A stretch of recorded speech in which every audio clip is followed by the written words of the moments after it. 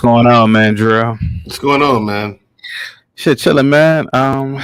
Just wanted to cam up and talk about in my opinion, the greatest martial art on the planet, which is probably within the universe, uh, jujitsu, man.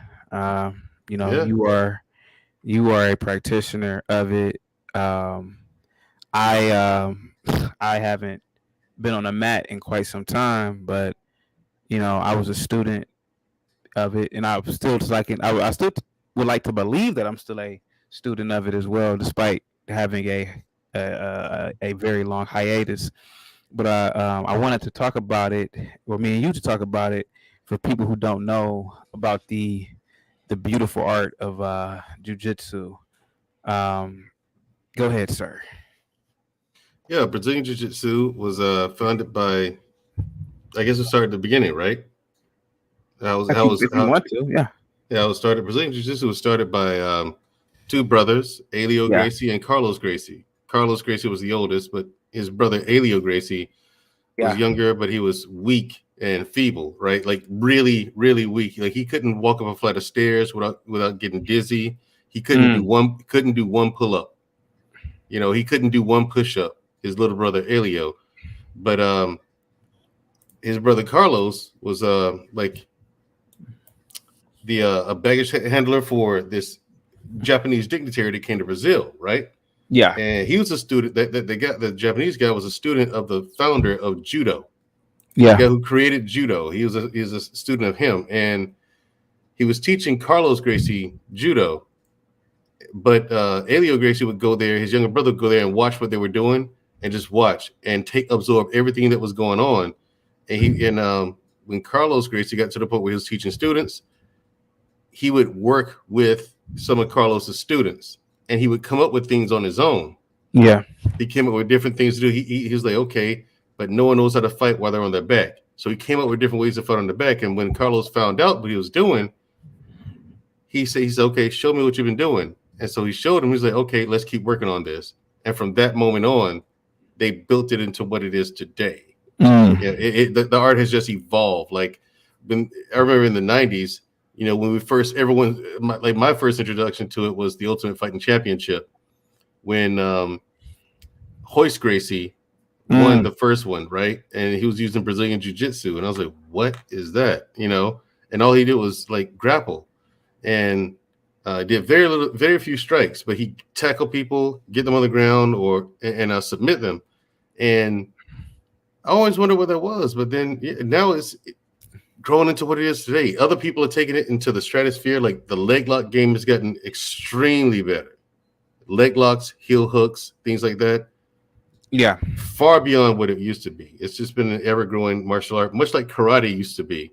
Karate was the first mixed martial art because it's an amalgamation of kung fu, Yeah. Japanese, Okinawan karate, and everything else. American boxing's in there a little bit, but yeah. What belt are you at right now? Just blue. Oh, well, just blue. So, guys, the funny thing about the whole just blue thing is this. Um, in my opinion, from taking karate as a kid, from seeing my friends taking kung fu, from seeing people, do other types of martial arts, a lot of belt status, in my opinion, is paper. It's not real. It's fake. I had a cousin. I hate to say this, but it was a long time ago. We were kids. He was in kung fu for years, and he was about 12 or 13, and he had been taking it for years. Mandrell went to the downtown area, got into it. I mean, it was an older man, and I think he probably had to be like 19 or 20 at the time. Had picked a fight with him, and of course, slung him all around. And people were making fun of my cousin because, well, shit. I mean, you've been taking this martial art for years, and you're completely helpless. And the thing about jujitsu, which is very, very, and I mean very terrifying, but there's a beauty in it, is that if you are a now mind you, my cousin was like a and this is why you shouldn't really give certain belts to kids, but he was like a black belt or something. And he was like a high ranking belt, a belt that it takes years for people to master. I'm talking about adults. And I'm like, but the thing about jujitsu is that under what is it, under 15 or 16, you're not even allowed to have real belts. If I'm not Yeah. mistaken. Yeah. I think it's like Yeah. 14, Yeah. 15. You're right, like 14, Yeah. 15. They That's when give you you, start. Yeah, yeah, you like go from orange. like orange belt, and then I think it's Yeah. like gray and gray with a black stripe, and then Yeah. green, So and then you get then a you go to white white. belt. Yep. Yeah, And then you get a that's the white beauty. belt. Yeah.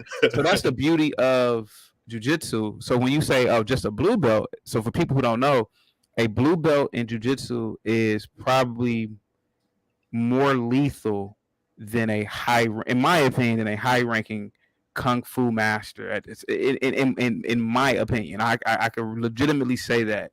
So what I'm saying is that in terms of belt ranking, for people who don't know, in jujitsu it's white, it's blue, it's brown. I'm sorry, white, blue, purple, brown, brown, and black. Right. There's only And 5 then belts. yeah, 5 belts. And if a person if you are out and about and somebody literally says, and like let's say some altercation happens and somebody says, "Hey, I have a blue belt in jujitsu," that person is very dangerous. I mean, Yeah. extremely dangerous. Like you're talking about in terms of practitioners on the entire planet, Mandrell. The last time I did a check, I think it was like 2.5 million. Mhm. So that 2.5 million human beings that are practicing jujitsu are literally some of the best fighters on the planet. Now, I'm not saying that they are the best boxers or this, that, and the other, but these are people who literally, I mean, I don't know if you could agree or disagree with this, Mandrell, but literally you're dying when you go on the mat. I mean, the idea that somebody can literally choke you to death, like that is a different feeling than, in my opinion, than sparring with someone like in boxing, or which in boxing is a very great martial art as well. But the idea is that in jujitsu is that there is this idea that somebody can literally kill you, but they don't. Obviously, nobody kills you, but the idea is that you can be killed, and so you're dealing with someone who pretty much drowns themselves every time they get on the mat. Do you agree with that to a degree? Like literally, I mean, how many times have you been choked or choked out on the mat? But how many people? Oh, I don't know how many times I've Yeah, been choked. and Well, so choked out. I've yeah, never been choked out. I normally, we're when I just know choked. I'm in it, Yeah, when I know I'm in it, someone has me in it, and yeah, I have no escape. I have nothing for it. I would usually just tap out, yeah, reset, go again. yeah. So, like I said, it's a different martial art than, like, let's say karate, right? Karate primarily is kicks, and there's no really high level of threat, in my opinion. Um, But jujitsu, again, if you meet a white belt, that white belt may be a 5 year white belt. That white belt probably has been doing jujitsu for 4 or 5 years, but they've remained at a white belt because they're depending on where you're at, we call them coach. You guys call them coach, right? Mm-hmm. Yeah. So their coach may think that he's just a white belt, but that white belt is so advanced that you could be a black belt in kung fu and literally you could literally be hurt by this white belt in jiu-jitsu. Like that's how dominant and superior jiu-jitsu is. It is not a game. And like I said, I haven't been on a mat in quite some time, but I love it, man. I don't want to keep talking because go ahead, but because we only got like an hour, but go ahead, sir. No problem. It's just Yeah. you're definitely right. A blue belt in Brazilian Jiu-Jitsu can mop the floor with the average Joe on the street. Oh, without a doubt. Average guy on the street has, I guess, a blue belt has no chance No at all. reference points. Yeah. None. Okay, you have no shot. Just listen. If you get into it with him, just buy the guy a drink and call it a night. Yep. And say you're sorry. And it's to say that also a decent white belt will mop the floor with the average Joe on the street. Yeah. You know what I'm saying? And you're right about the promotions. It depends on the school you're at, but promotions are not just given away. And I think it's the reason why people have white belts for so long is because there's a lot to learn at white belt. Yeah. But it's a very underappreciated belt, but it's the most important. Yeah. because you're learning all of the basics. You're learning a lot at white belt. Yeah. Rear A naked lot, chokes. yeah. Yeah. Kimura. Yeah. Kimura. Kimura's, Yep. Arm Americana. lock. Yeah. You're Yeah. right. How to get from Yeah. standing to get that person in that position. You're Yeah. learning. There's a Yep. lot to learn at white belt. Yeah. But that doesn't say that when you get to blue belt that you're a master at the No. basics, because Yeah. you're still learning Yeah. some of the basics at blue belt. You know what I mean? And Yeah. you're still like Yeah. trying to develop a game and trying to figure things Yeah. out. But by the time you get to purple, that's when you start working on a Yeah. brown. I'd say purple or brown. That's when you start working on a game. Like, how do you want to do this? Yeah. You know, but you're absolutely right. Belts are not just given away. It takes you on average about 8 years to get to black belt. That's right. Yeah. And that's saying a lot. If You're right. And that white belts who are there for 4 or 5 years, it happens because you have some people who go and stop, go and stop, go and stop. But where the other, and in contrast, you have people like myself. I go 7 days a week. Oh, really? Yeah, that's why I like the school that I'm at so much. There are classes every single day. Yeah. So if I want to go 7 days a week, I can. You know. Yeah. Yeah, you know, the whole idea of jiu-jitsu too is that I've met boastful kung fu practitioners, boastful, especially karate when I was a kid in the 90s, boasting about karate, boasting about even boxing. You know, I had a friends in high school who boasted, "Oh man, I could box. You don't want this," but you never really meet a boastful jiu-jitsu practitioner. I've never really met one before. Now, you don't really meet a lot of jiu-jitsu practitioners because they very it's not that many people who practice it, but the idea is that it's a very humbling martial art. Yes. And that's the beauty of it. And it's a very effective martial art as well. And like I said, you know, I've met, again, guys who are boastful at you know, kung fu, getting knocked out, boastful at this. And that's the whole purpose of jiu-jitsu. Jiu-jitsu is like, basically, it's like, you know, almost like a silent killer. Like, you're not even, like, a lot of people, you know, you'll be surprised, man. There are people who are walking around, and the only way you would know that they do jiu-jitsu is cauliflower ears. Yeah. And if they don't have any indication of a cauliflower ear and they do jiu-jitsu, you are in a world of hurt if they don't hold back, if they don't restrain themselves. And that's the beauty of it, man. Like, you know, I would even say that like even females at the blue belt and higher level are very lethal in terms of like just your average Joe on the street. And it's because the females are very aggressive. Yeah, they are. Yeah, if you watch some of the tournaments and the competitions, females get down, man. I've met females who are like Swiss Army knives on the mat. I'm talking about 5'3" white girls who weigh 110 pounds, but they know different techniques. They know how to get out of moves. They pretty much know how to survive. So I've seen it. I've seen little females choke out grown, big 6 foot tall dudes, you know. You know, obviously, you know, I don't think that Ronda Rousey can choke out Shaq. It's a possibility. But, you know, Shaq is a unique human being. He's 7'2", right? Yeah. But and also Ronda Rousey she's a judoka. Oh, that's, you know, she practiced judo. And are you sure? She's an Olympic medalist in judo. She went to the Olympics for judo. Yeah.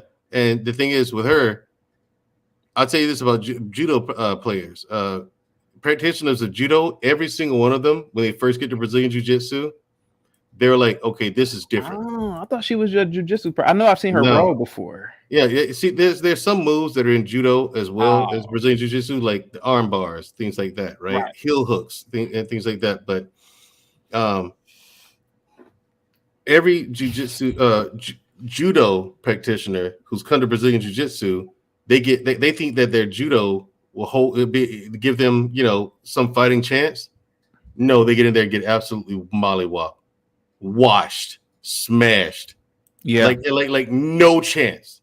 You had no chance because let's say you with your judo, you managed to get me to the ground, right?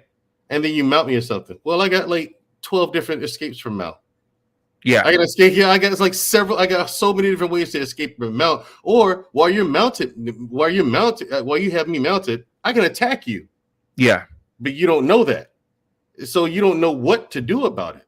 Yeah, And that's the thing. It is, you're right, it is a very efficient and effective martial art. It's so effective, in fact, that even in the military, in the Army Special Forces, they taught us some parts of Brazilian Jiu-Jitsu.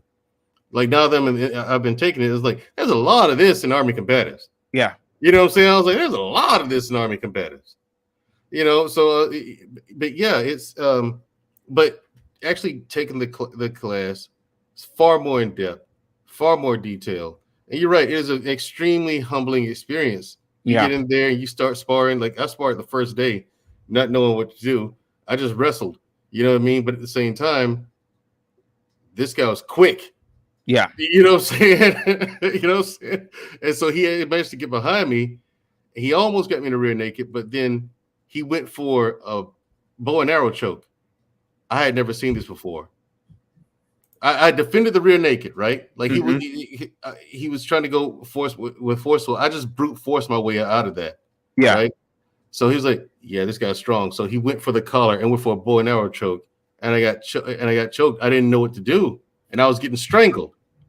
So I'm sorry. Now this was gi or no gi? Gi. This was gi. Okay, this is day one. Yeah, no gi. I stood a better chance. Yeah. I stood it, but still, there's still arm locks. You know what I mean? And you don't know what you're doing. Yeah. You know what I'm saying? And you can't strike. So they still, for a long time, I was getting beat up, and I enjoyed every minute of it though. I love learning it.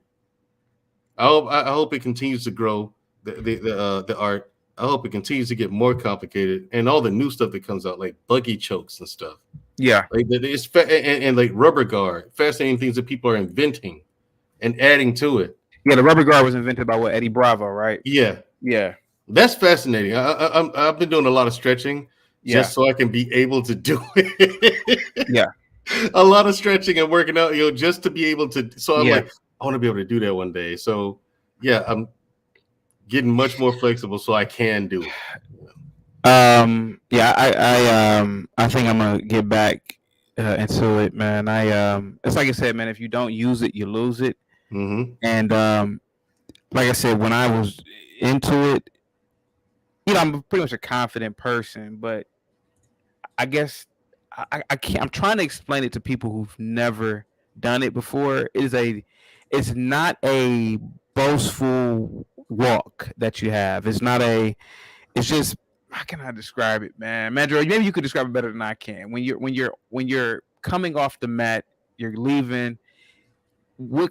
So, for example, like I always say, I run, right? So I get that runner's high. So I get a lot of insight into who I am, the universe, yada yada yada. Mm-hmm. What is that feeling that you have when you leave the mat?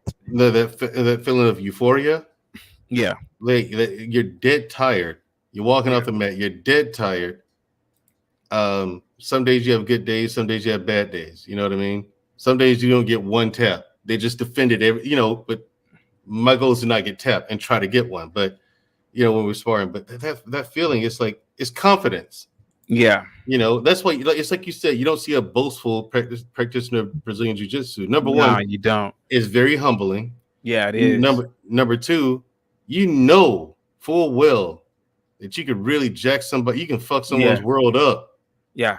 So when someone starts something with you, you're like, what's the point? This would be too easy. A lot of practitioners, and especially black belts, they will really talk to the other person and say, "Hey man, I'll buy you a beer," something like that. And a lot of times they won't even tell you, "Hey man, I'm a black belt in this." A lot of times, like I said, man, I think my cousin was running his mouth. He was a kid. I do kung fu, I do this, and he got ragdolled. But a lot of times with somebody who's a black belt, somebody who is very a black. So if you're in the chat listening, man, you think, oh man, a black belt in Brazilian Jiu-Jitsu.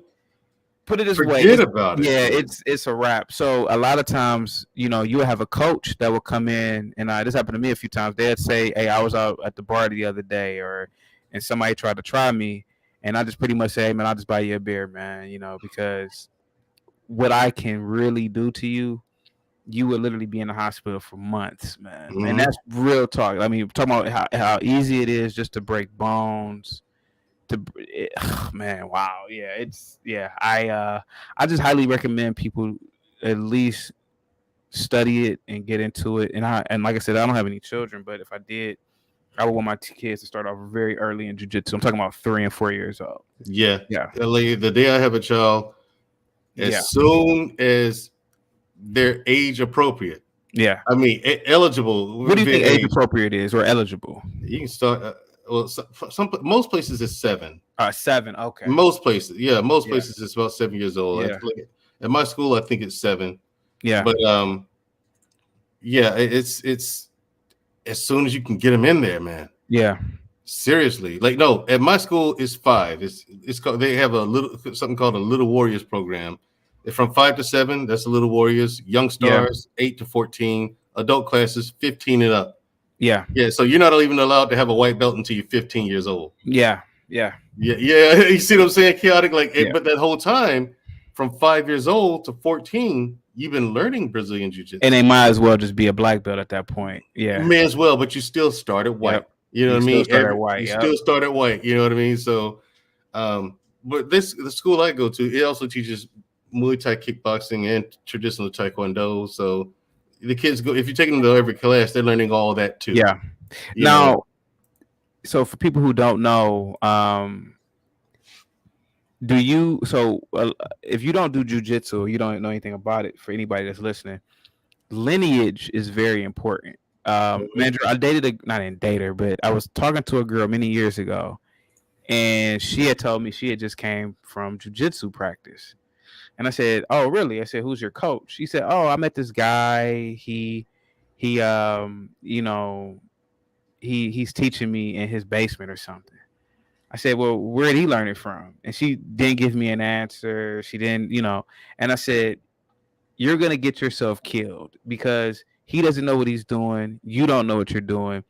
And the fact that he can't even give you a lineage says a lot. I don't know what kind of game he's trying to pull on you, but you're going to get hurt, especially if you, really, because obviously somebody like that is not tournament ready. But even in a fight or something, if you actually got into a fight, which I hope she wouldn't have, she was in her 20s, you're going to get hurt. And what people have to understand is that, lineage is important. So if I were people, I wouldn't go to some off-brand person talking about their jiu-jitsu coach or this, that, and the other. In my opinion, and this is where it could be some little argument here, but, my coach was from a Gracie lineage. His coach's coach was under, I can't remember, was it Hickson? I don't remember who it was, but it was under one of the Gracies, right? And we already know where the Gracies come from. The Gracies come from a great damn lineage. I mean, they are the founders. The founder of Brazilian Jiu-Jitsu. So even if their coach came from a Gracie school, then this person is legit. Go ahead. Yeah. So what's your lineage? My lineage comes from Carlos Gracie. Oh, okay. Yeah. So great. Yeah. The older brother. Mitsuyu Maeda. He's the guy who taught Carlos Gracie Japanese jiu-jitsu and judo. And they took that, not only did they mix the two, but they mixed the two and created a whole nother martial art by adding a lot of things to it, refining a lot of things, discovering new ways to attack from while you're on your back. Attack the person while you're on your back.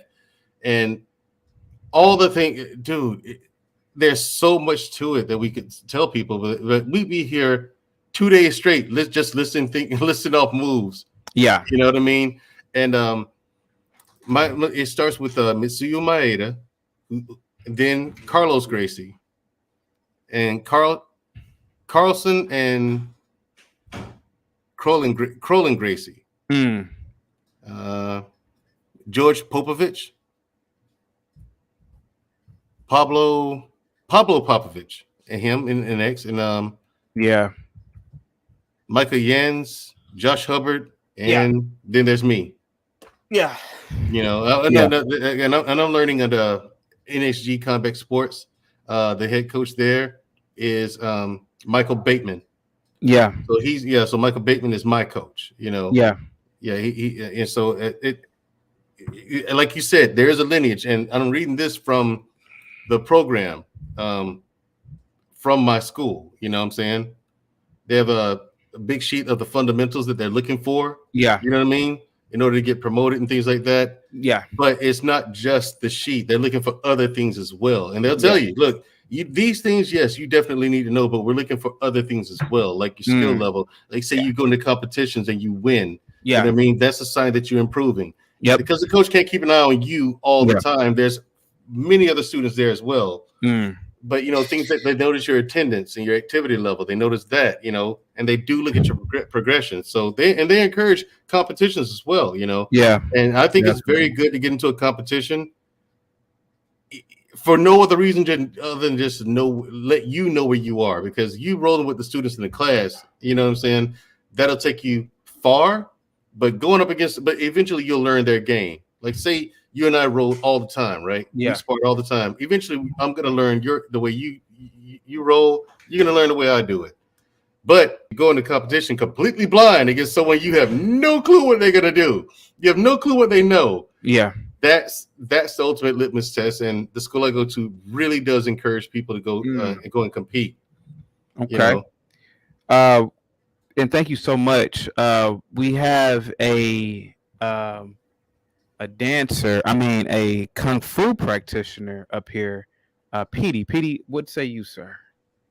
Yo, what's up? And I just want to set it straight. It's not kung fu. It's actually like it's multiple art.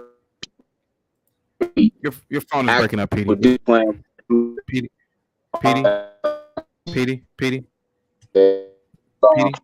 Petey, your phone is breaking up.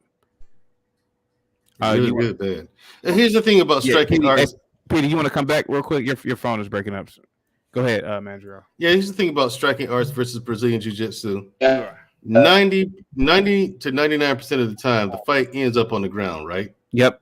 Well, if you know what to do on the ground, it's a wrap. It's a wrap, and the other person doesn't. But and if you know how to get the person to the ground, and that person doesn't know what to do on the ground, it's a wrap. You know what I mean? And it's a lot easier to get someone on the ground than it is to stand there and swing.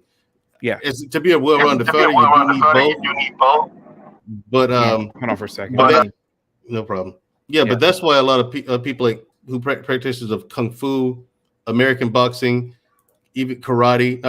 The person who's going to give you the most trouble is the guy who does karate. Surprisingly enough. The most trouble. Yeah. Hey, Petey, your thing is messing up. Your thing is messing up. Okay, I don't know. No, I wasn't talking. It's like an echo. Can you? Okay, go ahead. Yeah, there's a feedback loop. Okay. Okay. Yep. Go ahead, Mandrell. You get the floor. Yeah, that's the thing. The strikers have a problem against jiu-jitsu practitioners because they simply don't know what to do once they get on the ground, you know. Yeah. And kung fu, there's nothing wrong with kung fu. Kung fu is legit. The weakness is legit. It just depends on the person. You know what I mean? And some kung fu is very limited. It depends on the style that you take, that you're practicing. That's one of the largest things about it. Depends on the style that you're practicing. But karate, the only weakness to karate, the biggest weakness of karate is the user. I'll sing karate's praises all the live long day. It's really very much so a watered down thing now. I understand why you look at it the way you do, because today I look at it the same exact way you do. It is very hard to find good karate today. It really is, man. Yeah. And I think the biggest contributor to that, the watering down of it, is that movie, The Karate Kid. All the kids wanted to go out and learn karate then, right? But you can't condition their bodies the way you would in real life. Yeah. Like the school I went to growing up, my uncle taught it. I mean, there were people like breaking baseball bats with their shins. Yeah. You know what I'm saying? But at the same time, you get a karate practitioner on the ground, he's not going to know anywhere near the amount that a Brazilian Jiu-Jitsu practitioner is going to know. And that practitioner of Brazilian Jiu-Jitsu is going to have the advantage, bar none, and you're done. You know what I'm saying? But see, like I said, karate is probably the original mixed martial art, because there's Greco-Roman wrestling in it. Yeah. There's Japanese jiu-jitsu, which is nowhere near Brazilian jiu-jitsu. Brazilian jiu-jitsu is far superior. Oh, absolutely. I totally agree. But I agree. As far as if there's one martial art that I had to choose for my child to learn, it would be Brazilian Jiu-Jitsu. Period. If I only had to choose one, that's an easy answer. Super easy.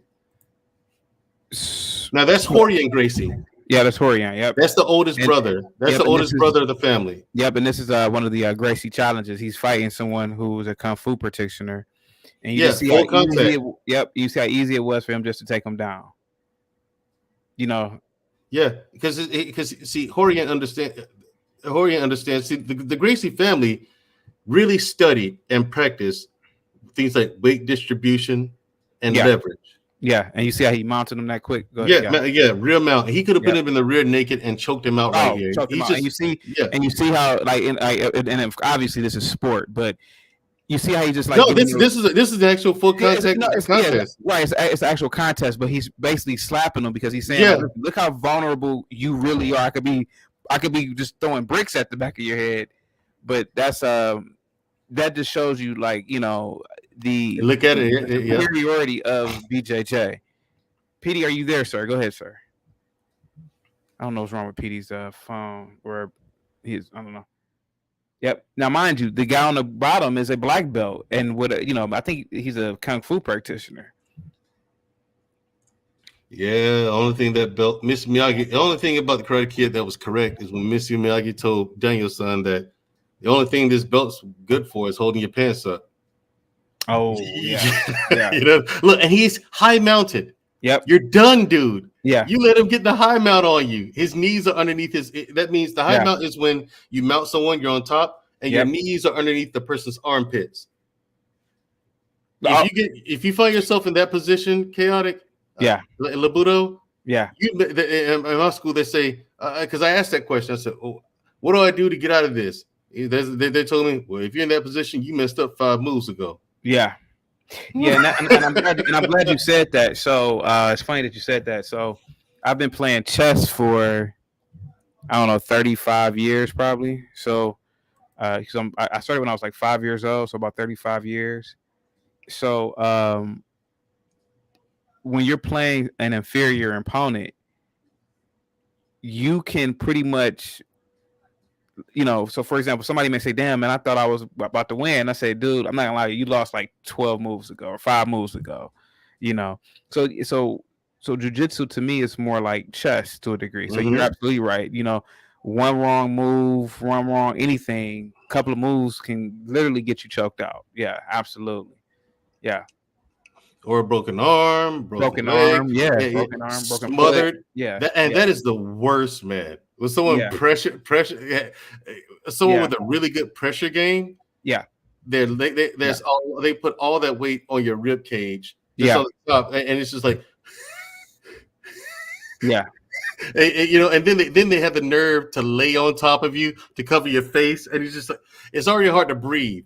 Yeah, and then they lay on top of you to cut more air off. It's just like, oh my god.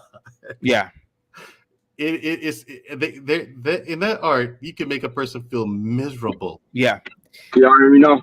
You sound better, Petey. Go ahead, sir. All right, yeah. So I was just about to get it correct. Like I'm not a kung fu practitioner. Yes. Like my discipline is street fighting. So, but I do I have studied under those different, disciplines and everything like that. So, I've fought in tournaments and stuff before, but they're not to me they're not real because there's always somebody there that's stopping the fight or whatever. I've been in a lot of street fights, and what I've learned is that yes, jiu-jitsu is definitely a very effective and disciplined, not discipline, but a very effective discipline, or art. But in a situation where you're getting jumped, or if you're practicing it on concrete, it's just certain things that I like about it. There's other things I don't like about it. It just is circumstantial. If it's always 1-on-1, then yeah, I definitely, agree that it's very deadly and very effective. But in situations that I've been in where, you're fighting more than one person, or if it's in a situation where it's a very populated area, having other art forms and techniques is definitely effective, and they definitely work in situations like that. I wouldn't want to be rolling around in a situation where there's more than one person that I have to fight. And I've been in those situations numerous of times to know that, it's not the best place you want to be on the ground with other people around you. Well, that's true for any art. I mean, whether it's be boxing, karate, or kung fu, whatever you're practicing. And let's be real, kung fu is that's more like exercise than actual combat, man. I tell you, the most efficient one. If you have good, solid boxing training, American boxing, you have that mixed with Brazilian Jiu-Jitsu, you're golden. I mean, boxing is cool, but against somebody who know how to kick, which, once again, like, I fought like different people, like in street fighting, like there's no rules. So there's like different situations, like in a tournament, like where there's rules, but in street fighting it's just different. Like it's a different type of thought process. So like no art form trumps the other one in situations like that. You know what I'm saying? So I'm just bringing like a different. No, I see. You're bringing you're bringing different context to it. What I'm saying is, if it's a street fight, if it's one-on-one, every fight should be one-on-one. It should be, but it's not. But the thing is, what I'm saying is, we all know it's not though. We all know it's not always one-on-ones. But what I'm saying is to add to Brazilian Jiu-Jitsu, because seriously, you can fuck somebody up real quick with it. But American boxing, learning how to throw hands now. So you can get around kicks with boxing.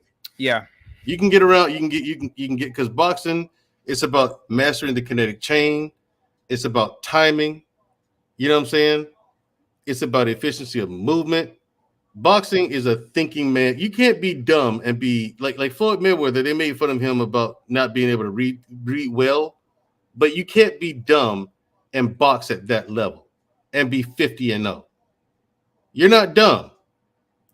You know what I'm saying? You have to be smart. You know what I'm saying? It takes a sharp wit and good reflexes and a whole lot. People think boxing is just throwing hands. It's not. Boxing is so not. You know what I'm saying? To get good at boxing, please, no. But the sweet science of boxing mixed with Brazilian Jiu-Jitsu, you've got an absolute animal. And if you have Muay Thai kickboxing mixed with American boxing and mixed with Brazilian Jiu-Jitsu, that's an absolute beast. Who was the you're right. So who was the girl? Was it see, Holly Holm isn't a grappler though. I don't think she's a grappler. She's a striker. I think she practices. I know she's a boxer, but but you are right though, man. If somebody has a mixture between the two, between boxing and jiu-jitsu, that person is, I mean, you talk about Chuck Norris times 50 in the movies. One thing I can always say too is, and I think we forgot to talk about this too. Another advantage, in my opinion, of jiu-jitsu is if you start a child in jiu-jitsu, you don't have to worry about CTE. CTE is pretty bad now. And I'm pretty sure that, like, for example, boxing, you really have to start off young to be a boxer. If you want to be like an elite boxer, you can't start off at 19 thinking you're going to be, world champion at all. But think about the amount of damage that Floyd or any of these boxers, like Tank, like Gervonta Davis, right? Mm-hmm. Think about the amount of damage he already has because he's been boxing since he's 5. The sparring, the actual competitions or the matches, and maybe that's one of the reasons why some of these boxers, hell, I mean, Gervonta Davis, I mean, he talks like he probably already has it already. I hate to say it. But the thing about jiu-jitsu is that, if you're a parent, you don't really have to worry about your child developing brain trauma. If you agree with that or not. I mean, I agree. I mean, it does protect you from that. Absolutely. Yeah. And CTE is a problem in boxing that's not even looked at. It's been looked at in football. Yeah. but not boxing, and you're constantly getting hit in the head. Yeah. You know what I'm saying? Yeah. Constantly getting And we hit in know the that head. PTE exists in boxing. I mean, Yeah, look at Evander yeah. Holyfield. Yeah. Look at Evander Holyfield. I mean, Riddick Bowe clearly has it. Holyfield Yeah. clearly has it. Mike Yeah. Tyson has even said in several Terrible Terry Norris. right.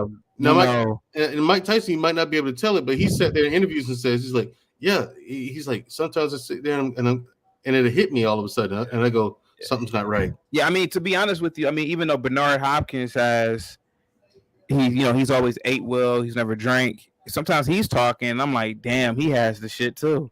And we already know, like Roger Mayweather. People don't know Roger Mayweather, who was Floyd's. He died, but Roger Mayweather was a really good boxer back in the '80s, and he had it, and he had it bad too. I mean, later on in life, Floyd Senior has it. Oh, Floyd Senior definitely has it. Floyd. Yeah, he has it. Yeah, I mean, and good thing Floyd. I mean, but to a degree, Floyd might have a little bit of it because he still sparred. I mean, of course. I mean, I'm pretty sure he was taking hits when he was sparring, and that's the one thing I can say about it too. Like, if I was a parent, I wouldn't want my kids to.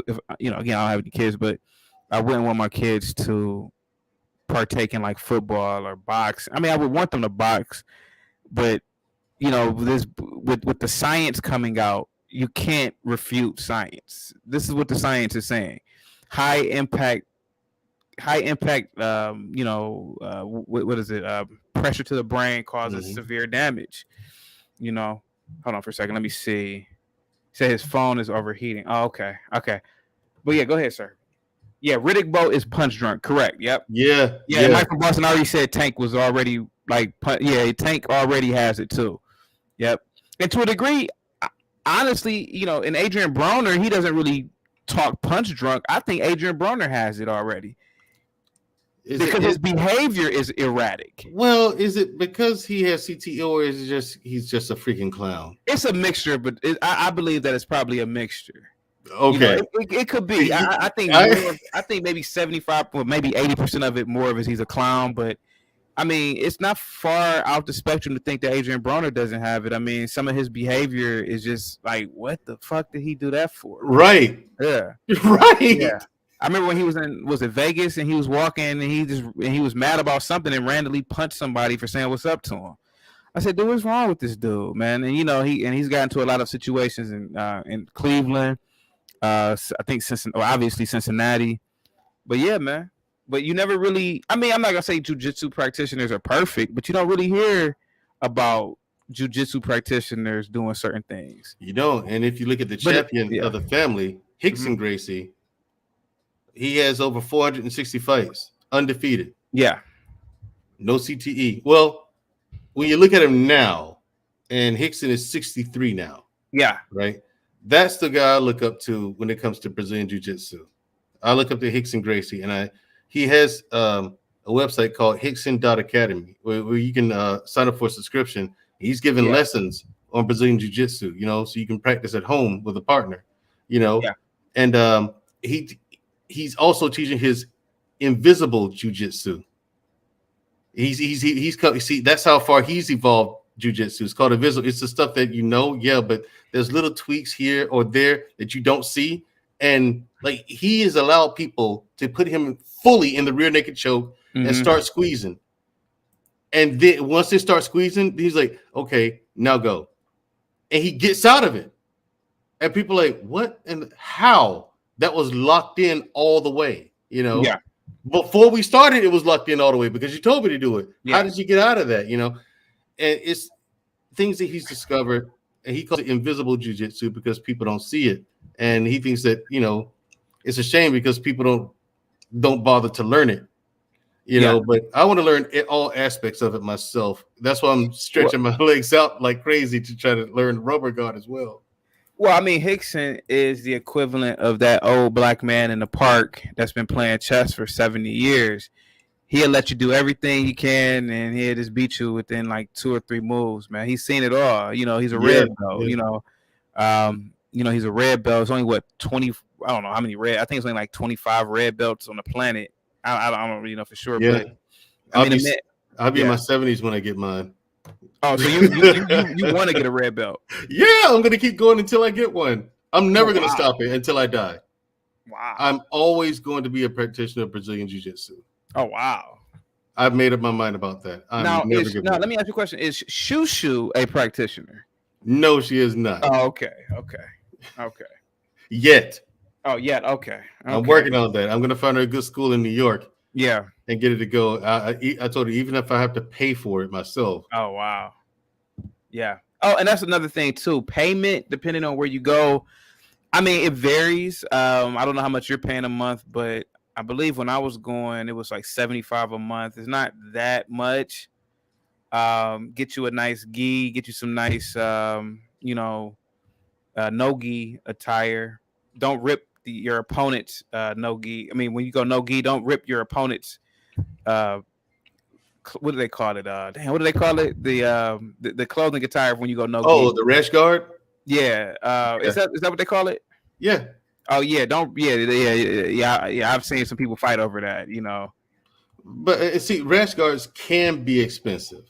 Yeah. It depends on where you go. Like there's a place called Ground Shark. You can go to groundshark.com. Yeah. They sell really cool ones. I bought quite a few from there. Yeah. But the problem with that is that I've seen people get mad and on the mat about people grabbing it, but you're rolling and a lot of times you don't mean to do it. Right. People get mad and like stop the match and say, man, you messing up my mother effing. I'm like, oh man, dude, that's why I don't really like. Yeah. Yeah, well, you can't get mad about that. I mean, that's something's going to happen. But I tell you what, Ground Shark has some good quality ones. Ground Shark, I'm gonna look that up real quick. Yeah, War Tribe, they have really good quality ones, but I think War Tribe sold out right now. Those go kind of fast. But but I'll put it in the back chat for you. I'm on Ground Shark right now. Okay.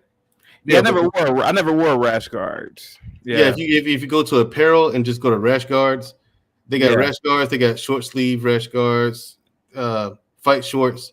They have the shorts, some of the shorts and shirts to match. You know what I'm saying, with the designs. Yeah. I've got a couple of them now, and I'm gonna buy more from them. But these are really high quality ones. So everyone remember that if you're going to practice Brazilian Jiu-Jitsu and do no-gi, Ground Shark, really high quality, really comfortable rash guards as well. And they're very functional. They do wick the moisture off of you. Very good, very high quality. I'm very satisfied with those products. Yeah. Yeah, but I spent so much money on rash guards and gis. I got a bunch of stuff. I have a gi for every class of the week, man. It's ridiculous. And Monday and Wednesdays are 2-a-days. 5:30 a.m. and 8:30 a.m. Monday and Wednesdays. Mike from Boston, I'm about to close it out in a minute. I only wanted to be up here for like an hour, maybe an hour 15 if Mandrell still wants to be up here for 15 more minutes. But you could come up, sir, and talk about boxing, sir, the sweet science. Boxing, like I said, is a incredible sport. I love it. I know how to hit the speed bag, but I will never, ever spar. I like being smart. I'm not saying that boxers are not smart, but I like being able to have your full faculties. Yeah, I want to have my full faculties. And like I said, if I'm not getting paid millions of dollars, what the hell is the point of sparring? Here's the thing, though, Chaotic, Lebuto. Boxing, it takes a long time to master. And you're not going to master boxing without sparring. That's the conundrum. That's the problem. Like I said, karate, it gets a bad rap today because it's so watered down and it's so difficult to find good karate schools, right? Yeah. So difficult. But if you find a good karate school, a real Okinawan karate school, yes, karate is extremely effective. It has evolved over centuries now, right? And like I say, I give it credit as being the original mixed martial art. Because that's what you're supposed to do. You take effective techniques from other styles, and mix it in with your own and create your own thing, which is what mixed martial artists do. Hopefully they're doing that. Today it's not like that. Look at the way they're trained. Boxers today, you don't see a lot of head movement. You don't see a lot of slipping. You don't see a lot of bobbing weaving. You don't see a lot of that. It's just training defense is going to crap nowadays in boxing. You think so? Yeah, these people they get in there, they just swing hands. There's no kinetic chain. That's why Mike Tyson was so dominant. His body was behind every blow that he threw, including his jab. That's why it seemed like he punched so hard, because his whole body was behind those blows. He was using his kinetic chain. Sugar Ray Robinson, he messed the kinetic chain to the point where he was throwing knockout blows while moving backwards. That's supposed to be impossible. You know what I'm saying? Like, he was knocking people out the ring. Yeah, He's killed a man in the ring. Like, in the ring, not later when he goes to the hospital. No, like, pop, he hits the floor, he's dead.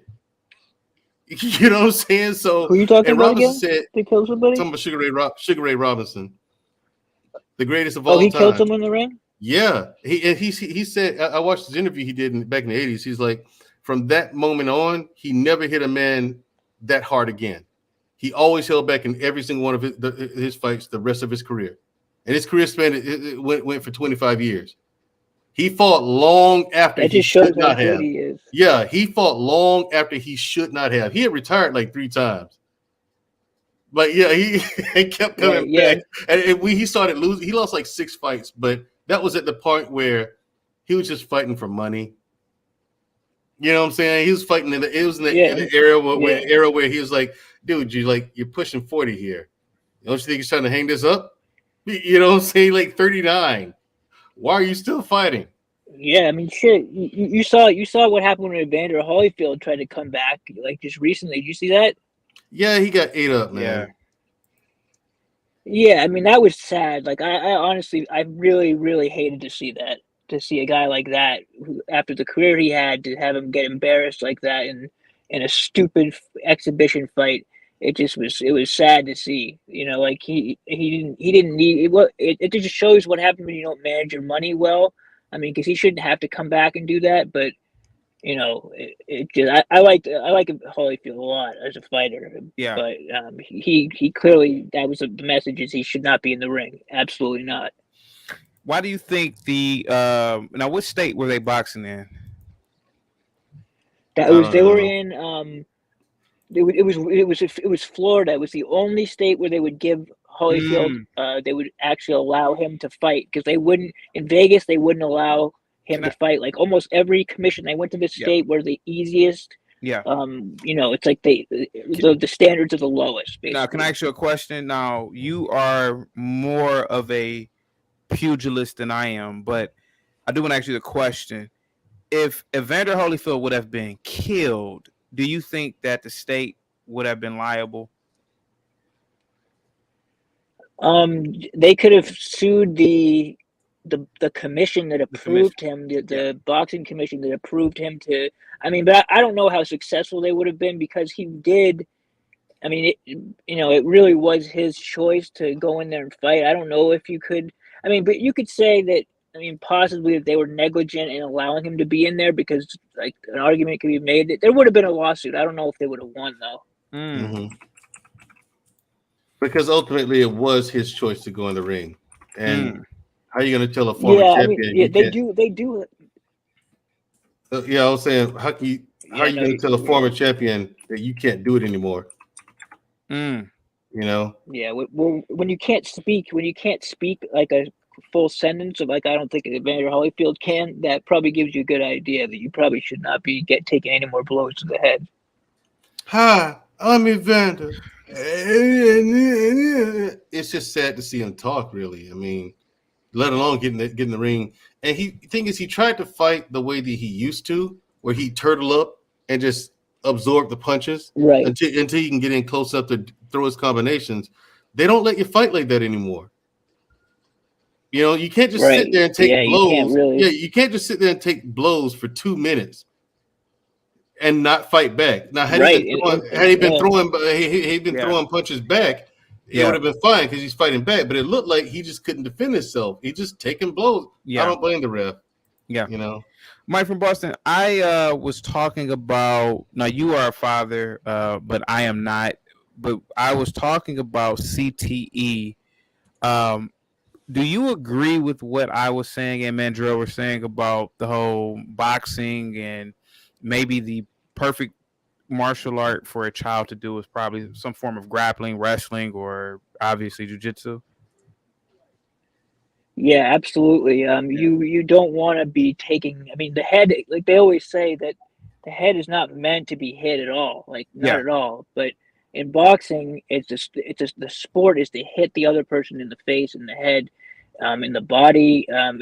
Boxing is the most dangerous sport It's you could do deadly. by Yeah. far.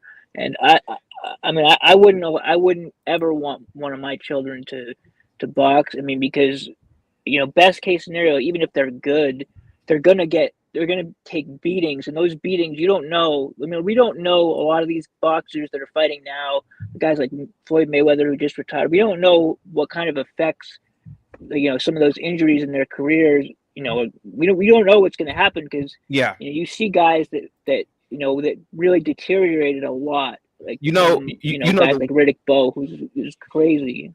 you know one of the worst cases I'm seeing now is James Toney. Mm. Yeah. Yeah, that's Yeah, sad. That's yeah, sad, man. man. Oh I mean, man, yeah. I had to almost turn the TV. I mean, not TV off, but YouTube off when he was talking. I said, "Damn, man, that is absolutely insane, man." Yeah, I'm trying yeah. to remember if Definitely. I don't think Marvin Hagler was too bad before he died. Did he? Well, Do you guys remember he what was. Marvin Hagler sounded like? Well, he. The thing is with that, it wasn't CTE. He lived in Italy for a long time after he retired, right? Because he Mm. spoke fluent Italian, so he moved to Italy. He became a big action movie star in Italy. Oh, After really? he I didn't retired. know that. Yeah, but that's what he was doing. He moved to Italy, became a huge action movie star, Really? like what Sylvester Stallone and Arnold Schwarzenegger was to us. He was that for Mm. Really? Italy, yeah. And so when he came back, you heard him speak. He spoke with an Italian accent. Mm. Black guy from Boston with Oh, okay. an Italian accent. So that's what you were hearing, and it took years for that to clear up. It took Yeah. years for the But accent to clear up, do you but that's what remember? you're hearing. Do you remember how often he used to get? He used to get. I mean, he's gotten hit back then. Those guys took a lot of punishment in the ring. Like those middleweights from that era. Like people Yeah. used to get. Like refs didn't used to stop. They stop fights now way sooner than they used to. If you watch some of those old fights, some of those heavyweights would beat the shit out of each other before the fight would get stopped. I mean, it's surprising that a lot of people that weren't killed like during that time period. Well, the thing is, the middleweights back then, they would, but the Four Kings, except for Tommy Hearns. Tommy Hearns is bad too. Yeah, Yeah. he's bad too. Here's the thing. Now, I think Yeah. all four of them have a little of it. Tommy Hearns definitely got the worst. Definitely. He got the worst of it, for sure. Even Sugar Ray Leonard sometimes he slurs his speech, But Hagler didn't have that. Hagler was fine. Like I think he passed away before it set in with him. Because if you Well, listen you to know him what they talk, said like about Hagler. right before he died, if you listen to him talk, you're like, I'm trying to find it. You know what I mean? It's like I'm trying to find it, but I don't really hear anything. I mean, he still got a little of that Italian accent that he had. They said that he has supposedly his skull is supposedly thicker. Like It he is, has yeah. his The muscles on the side of his jawline head, and his yeah, skull. Like they, the yeah, jawline and that's the why muscles, he was able to take those punches and right, the shit. muscle on his jawline and the muscles on the side of his head where the Yeah. temple is, and on the side, I think they're like 4 times more dense, 4 times bigger than normal. So that's why it didn't catch Hagler the way it caught everyone else. Like I said, even Sugar Ray, man, those fights he had with Hearns and the one fight he had with Hagler where, Hagler got robbed. Let's be real. Hagler got robbed. Yeah, he did get robbed. Yeah. And so, yeah. Sugar Ray took some really heavy hits, man. And even that absolute war that Hagler had with Tommy Hearns, it didn't affect Hagler the way it affected Hearns. I mean, they just got in there, went at each other with like alley cats for 3 rounds until one of them got knocked out. Yeah. That's the thing. You have two boxers at the elite level, Lebuto, Yeah. going at each other, like for real, going at each other. That fight's not going to last long. Like when the first round of that fight started, everyone knew this is going to be a short night. Everyone who knows boxing knew that. Yeah, like, you two masters going at it like that. Tell him, Mike from Boston, brother. Yeah, I mean, but there have been. If you look at, if you watch some of the old, like the Ward Gotti fights, you ever see those fights? Mm-hmm. The 3 fights that they had, Mickey Ward and what's his name? I'm blanking on his first name, but anyways, those guys had wars, and they both were not like top level fighters, but they just, the way that their styles matched up, they were it was Arturo Gatti. We know him from getting his ass kicked by Floyd that one time when they fought, but he had this rivalry with this guy named Mickey Ward, a fighter out of Boston, and they beat each other like nearly to death in these 3 fights over their career. It's some of the best fight. I'd recommend anyone go watch that. You want to see like guys that are just really good fighters duking it out and just really going for it, which you don't see that much these days. You don't see dudes going all out. People are too, dudes are afraid. They're afraid to take that L these days. So people are just way more defensively minded. And they just are afraid to go for it. Like Adrian Broner, for example, like he ruined his whole career because he was afraid to let his hands go. Yeah. You watch the last, So frustrating. It was frustrating watching him fight. Yeah. Yeah. Yeah. Broner after he got beat. Go ahead. Yeah. Yeah. Broner I was just going to say, after the Maidana mm-hmm. fight, he's been gun shy. I think I have an echo or something. It seems like I'm like the timing's you sound good on our end. Yeah. You guys hear that? Yeah, you sound good. It seems like when I don't know. It seems like I think I'm hearing you guys like too late or something. I feel like I'm interrupting you every time I talk, like, or something. I don't know. But anyways, go ahead. What were you gonna say, man? I was saying that Broner is a decent boxer, but not a good or great one. You know what I mean? And it's like you said, he's afraid to let his hands go because it's like you said, he was afraid to let his hands go. Maidana broke his jaw in that fight too. He broke Broner's jaw in that fight. Did he actually break his jaw? Yeah, he did. Broner admitted that himself. Yeah, Broner did an interview with DJ Vlad, and he said he broke my jaw. Because Broner was trying to showboat, and Broner was trying to be a Floyd Mayweather, where flash, pizzazz. You know what I mean? He's trying to be a showman at the same time. He failed epically. He failed. And out of everybody who was trying to get a Pacquiao fight, Broner finally gets one.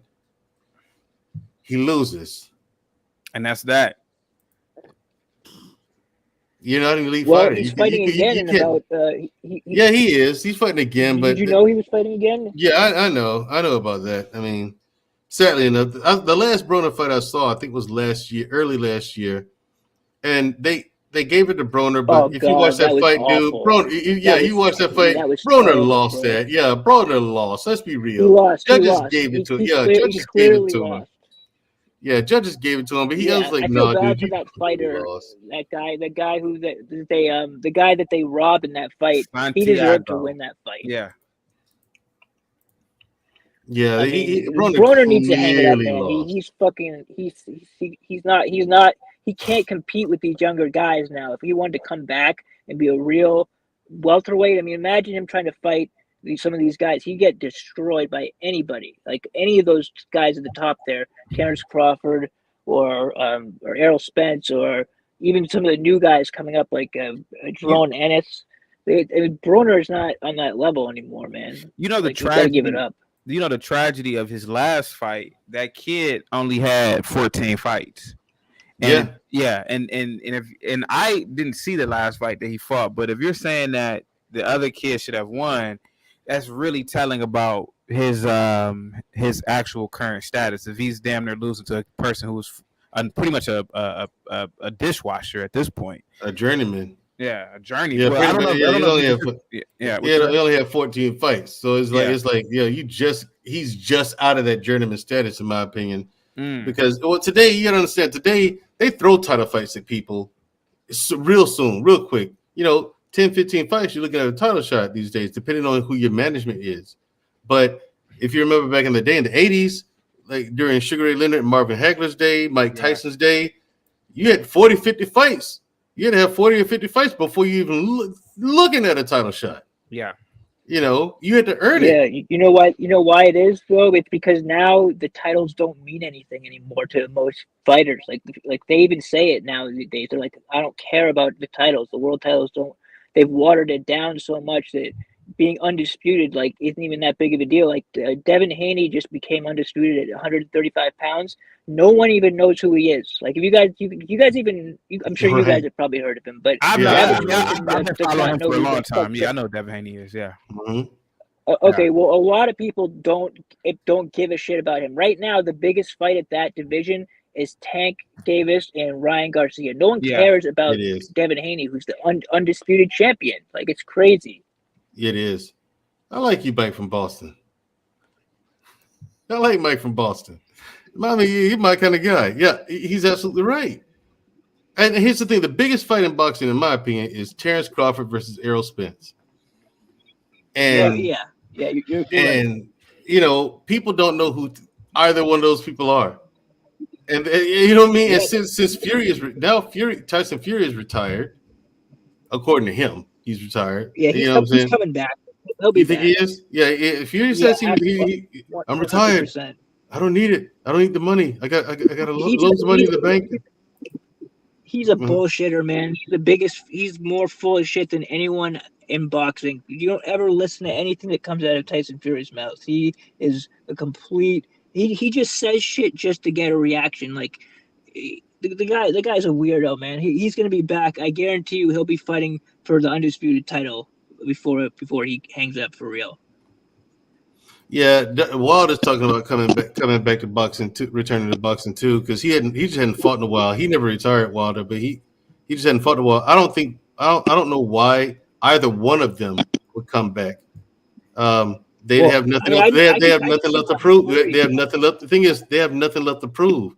Fury of this era, Fury is number one, Wilder's number two. We have the definitive answer now. Who are the top two fighters of this era? Tyson Fury and Deontay Wilder. Wait, hold on. You're saying that Deontay Wilder is the second best? You think he's better than Alexander Usyk? I think he beats Usyk.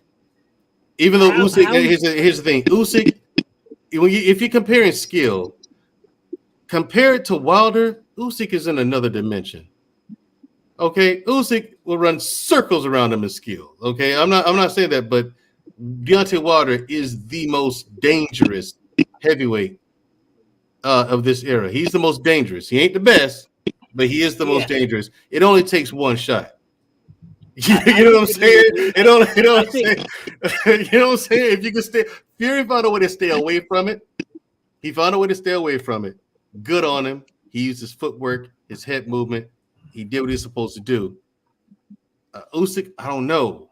Usyk's mad skills. Mad skills. I don't know if he can stay away from it for 12 rounds, though. Yeah, and sure. You know what? Not even Tyson Fury, because Tyson Fury, the way that he was able to beat Wilder was he brought it to him and knocked him out. Like, so he didn't have to go through it for 12 rounds. Like, I don't know if Usyk has the power to knock Wilder out. I don't think he could. No, he can't. No, he doesn't have it. But he could avoid. I mean, he does. I think he is more skilled than Tyson Fury. If we're just talking pure skills, I think Alexander Usyk may be the most skilled fighter in the world out of him and maybe, I say Crawford. I say Crawford for me, for my taste. I say Terrence Crawford. Yeah, I think Crawford's more skilled. Usyk might be a close second though. I don't know. Usyk reminds me of like an older of like a bigger version of Lomachenko when Lomachenko was at his best. Oh man, yeah. I think Lomachenko's problem is he stayed in the amateurs too long. Yeah, he had over 200. I mean, his record. Doesn't he have the best record ever in the amateurs? Yeah, like he does. And that's a lot of fights in the amateurs. You're wasting time, Dan. Come on, what are you doing? You get like 83 fights. Why are you staying after that? You feel me? Yeah. You get about 83 fights under your belt in the amateurs. What are you doing still in the amateurs? This go pro, get paid. Yeah, I think it's an Eastern European. Maybe in Eastern Europe, I think the amateurs is a bigger deal than it is here. Because here, it's not a big deal at all. Like no one even knows. No one gives a shit about amateur boxing. No, not at all. No. Yeah, I mean, like back to Brazilian Jiu-Jitsu, man. It is the most effective martial art on the planet. In my opinion, I agree with you, Lebuto. The only, we were just saying that. Wasn't that yesterday? We were just, or 2 days ago. We had this exact conversation. We said that we thought that was the most effective fighting, all fighting styles. That you can do the most with that. Like you can defend yourself against, an attacker. Like you could do a lot with either that or boxing. Like are the two probably the two best things to know. As far as fighting. Yeah, like I said to anybody who's still listening, it is in Mandrell, you already know it. If you are a practitioner and a common, regular, degular person on the street tried to fuck with you, that person is in for a world of hurt, man. It is really unbelievable, man. Like the superpower of jiu-jitsu, man. It's really like having a superpower, really. To be all honest with you. You can just break someone's arm. You can break a bone like just like that. You'd snap someone's arm. The weird thing is, if you watch these competitions, you watch the black belt competitions. Like watch a white belt or a blue belt competition, and then go watch a black belt competition. Mm-hmm. Worlds different. Yeah, worlds different. They'll sit there like in kind of a standoff. Then there's this real quick scramble, like, and they both freeze. You know what I'm saying? It's like they're both stopped because they're in position, right? And they're sitting there waiting, and they're moving around, and you can see them plotting, and they're trying this, that, and the other, and you see another big scramble, and then they get into another position again and stop.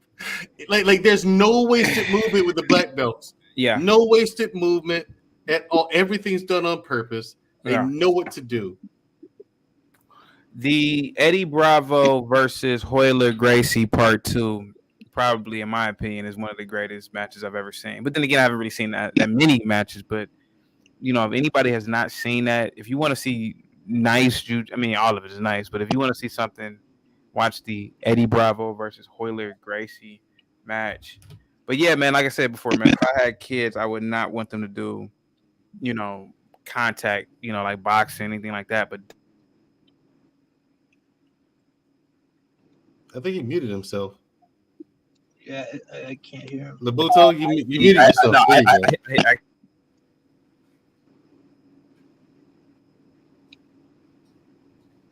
Is he okay? I don't know. Oh, there he is. I think his shit might be fucked up.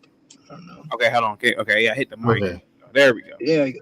Yeah, I wouldn't want them to do boxing, but definitely jiu-jitsu. Yeah, absolutely. Yeah. It's the way to go, man. You also need, but to be well-rounded, you also need some kind of striking. And I think a lot of boxing trainers need to focus way more on defense than they're doing today. Today is all about offense. Yeah, but you know why that is, right? It's because that's what the fans want to see. No one wants to see a guy go in there and fight like the way Floyd fought in the second half of his career. Mm-hmm. People want to see people get knocked out, and people want to see people duking it out. People hate the boring fighters that are usually the more defensive guys. So that's why I think they focus more on offense these days than they used to. Probably, yeah. But if they learn to move their head, they wouldn't have these problems. Right. Yeah. Head movement is a big thing, and like you see, like guys like Mike Tyson early in his career. Exactly. Amazing head movement. Amazing. Yeah. Unbelievable. Yeah. Great head movement. And that's the thing. People like Tyson just all power. I'm like, yeah. You don't know boxing. When you watch a boxing match, you don't know what you're watching. You couldn't hit him. He was a master defensive fighter. In the first half of his career, you couldn't hit him. Too much head movement. And I think that's what a lot of these gyms need to get back to, teaching head movement, teaching people how to slip punches. Well, it's not Yeah. easy. It's not easy to slip punches. I know. That's why you start early. Like, so when I teach boxing, I take on a client and I teach boxing. I start head movement like the second week. Mm. Oh, You know what I'm saying? Are you a boxing trainer? I do. Yeah, I'm a personal trainer, but also but I teach boxing. You know what I'm saying? Oh, I didn't know that either. You know never said that before. Yeah. I have one client now. I mean, you know what I'm saying? And I have one client now, and I have him one-on-one. And he's gonna bob and weave.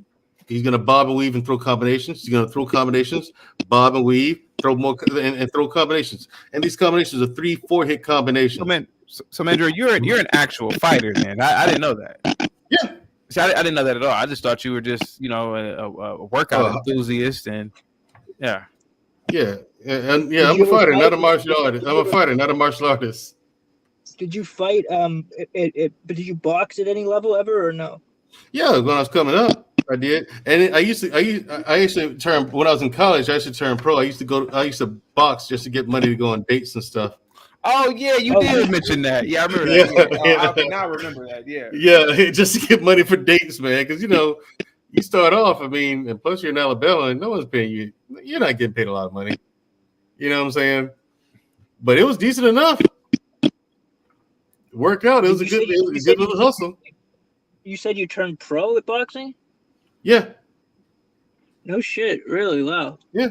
I mean, it is a lot of people turn pro, but just don't do anything in the career. I knew that wasn't going to be my career.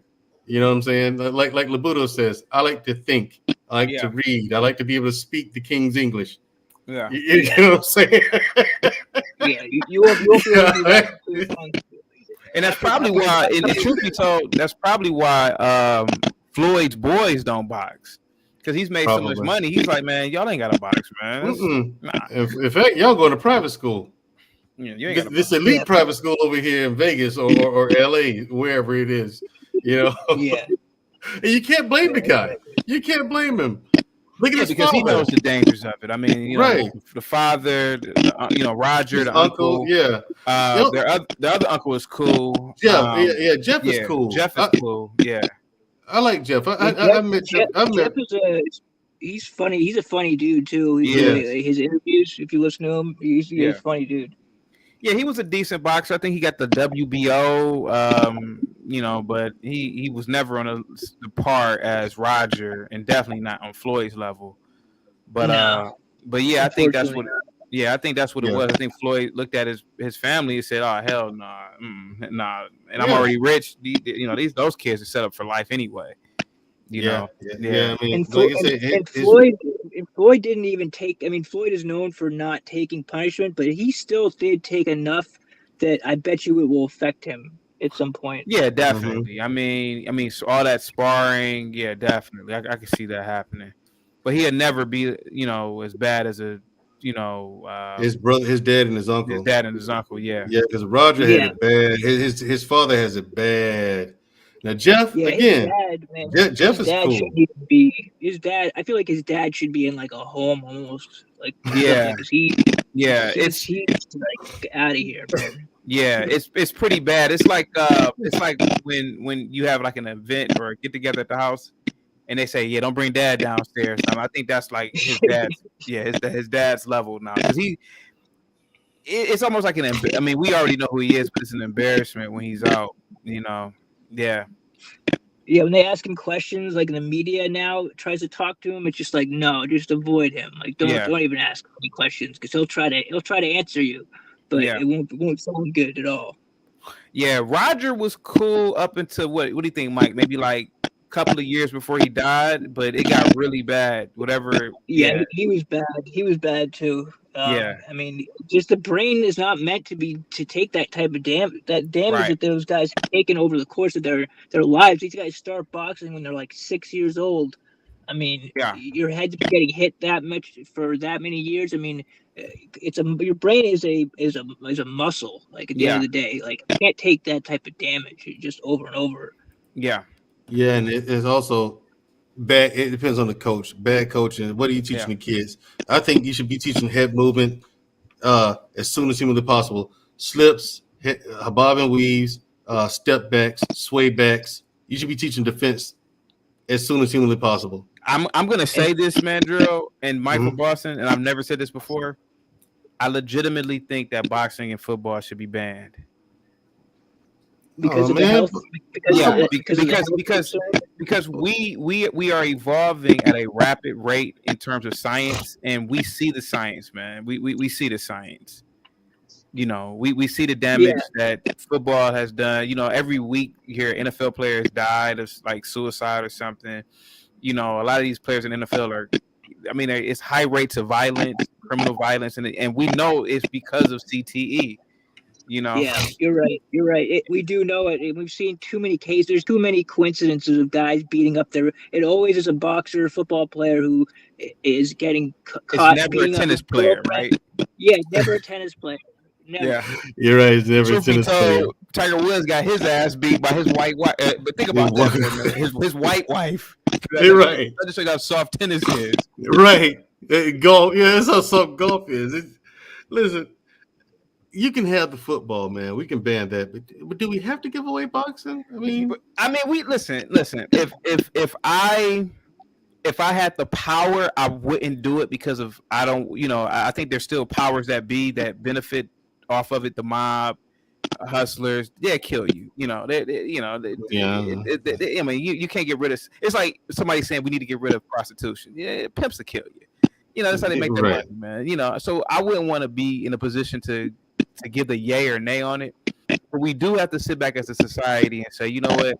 This is a very dangerous sport. Here goes the science now. You know, we actually have the science. We used to just have the people in front of us, but now you have doctors who dedicate their entire lives on studying CTE now.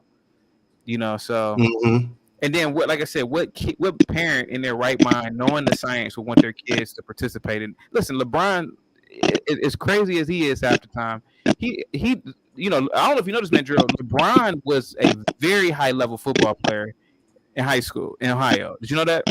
No, I did not. Oh, he would have definitely got drafted in the NFL. But he even said he doesn't want his sons to ever play football. Oh, okay. He said it years ago. He said I would never want them to play football. Yeah, man, because he knows the science behind it.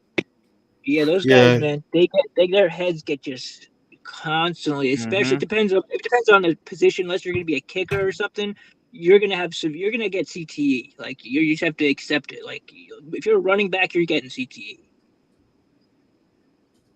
True.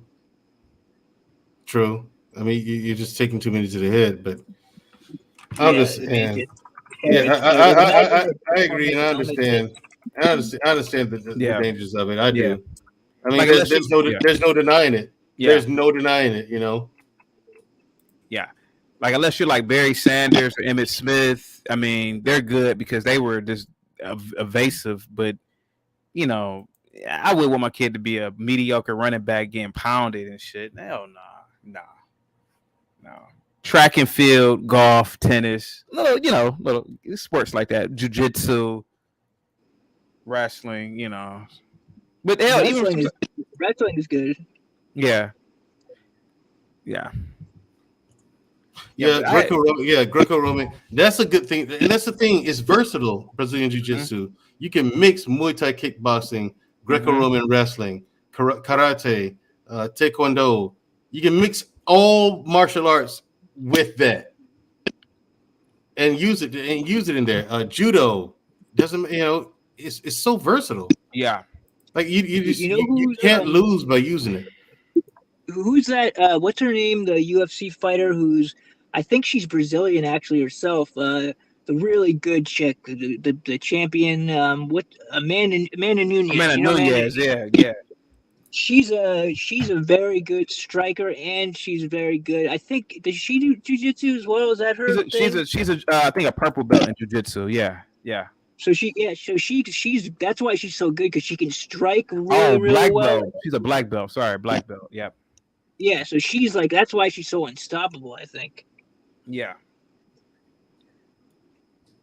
Yeah, she's pretty hot too, by the way. No, she's a dyke, man. She's like a Well, I know, hardcore I know dyke. she's a dyke, yeah, but She's like if you look at her up close, she's not like she looks kind of crazy. yeah, she does kind of, yeah. And she beat the shit out of you too. Oh, what? I would run. Oh, I would absolutely run. I wouldn't want to fight her at all. I would run. I would do a 4-4-40. I wouldn't want to fight her either. First of all, especially me, she has me about 2 or 3 inches of height. Nah, hell no. Yeah, do you know who I would love to see? Go ahead. No, I wasn't saying shit. Do you know who I would love to see do who would really, really take MMA serious? Clarissa Shields. I think she would be. You saw her. Yeah, she took an L already in MMA. But she doesn't. But she's not a true MMA, mixed martial artist though. In a sense though. But she did a good job the first fight though. Yeah, I mean, she did a good job the second fight too. She just she's not. She's more just geared toward boxing. I think. Yeah. I mean, but I think since you brought her up, I think she's gonna lose that. You know, who is she fighting again? For that undisputed fight in boxing. Mandrell, do you know who's Clarissa Shields gonna fight for the undisputed title in boxing pretty soon? I don't know who she fighting for undisputed. But Clarissa Shields, talented boxer, no doubt. But the female boxer that I follow is I don't know why her name's escaping me right now. I look at her Instagram Taylor? stuff every day. No.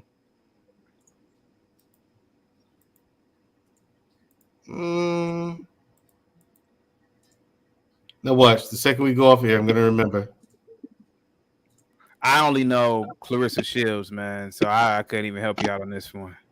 I know, and the thing is, I'm blanking, and the thing is, I check her out, and Savannah Marshall, Alicia Baumgartner. Oh yeah. Baumgartner, that's who it is. Right. Yeah.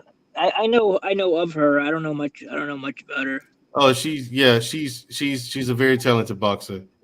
I got to give credit for credit boxing, too. man. And she's an attractive woman, surprisingly. I can't picture her right now for some reason. Instagram for the bet chat. Let me see. Alicia Baumgartner. Okay, I'm gonna go to her Instagram. All right, let me share the screen real quick.